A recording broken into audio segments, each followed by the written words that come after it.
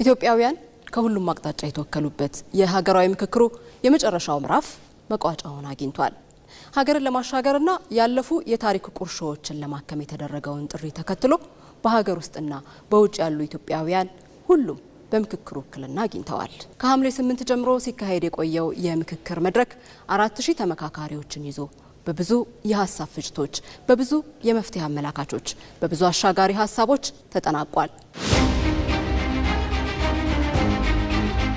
በእነዚህ ቀናት ምክክሩ 10፣ 50፣ 250 እና 500 አባላትን በቡድን በማደራጀት በተዘጋጁ 8 አጀንዳዎች ላይ ሲመክር ቆይቷል።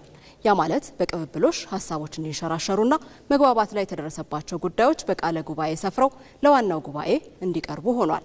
በመጀመሪያ 10 አባላት ያሏቸው 400 ቡድኖችና 50 አባላት ያሏቸው 80 ንዑሳን ቡድኖች በአጀንዳዎች ላይ ከመከሩ በኋላ 250 አባላት ላላቸው 16 ስልታዊ ቡድኖች የደረሱበትን አቅርበዋል።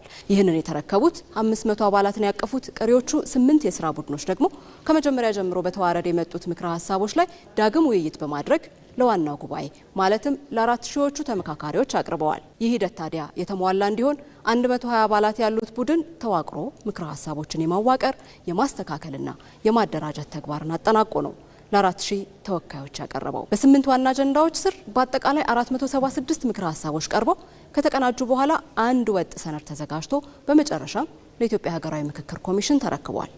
ይህ በጥንቃቄ የተካሄደ ምክክር አንድም ሀሳብ ሳይስተናገድ እንዳይቀርና አንድም ኢትዮጵያዊ ሳይወከል እንዳይቀር አድርጓል። 4000 ተሳታፊዎችን፣ 160 አመካካሪዎችን፣ ኮሚሽነሮችን፣ የባለሙያዎች ቡድንን፣ ታዛቢዎችን፣ የሃይማኖት አባቶችንና የሀገር ሽማግሌዎችን በአንድ ያሰባሰበው ይህ የታሪክ ጥፋት በ54 መገናኛ ብዙሃንም ሽፋን ተሰጥቶታል።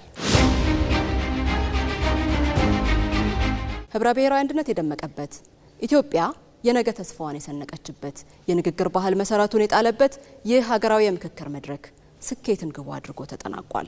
ችግርን በራስ መፍታት የሚለው የኢትዮጵያ አቋም በተግባር የተገለጠበት የሀገራዊ ምክክሩ የ4 ዓመታት ጉዞ ለዘመናት ሀገርን ወደ ኋላ የጎተተውን የታሪክ ቁርሾ ከመሰረቱ በመናድ የማይነኩ የማይደፈሩ የሚመስሉ ጉዳዮችን ለተለያዩ ተቃራኒ አቋሞች ጭምር ለውይይት በማቅረብ ዜጎች ወደ መቀራረብ ወደ መግባባት እንዲመጡ አድርጓል። ምክክርና ንግግር የሀገር ባህል ሆኖ እንዲጸናም አሻራውን ጥሎ አልፏል።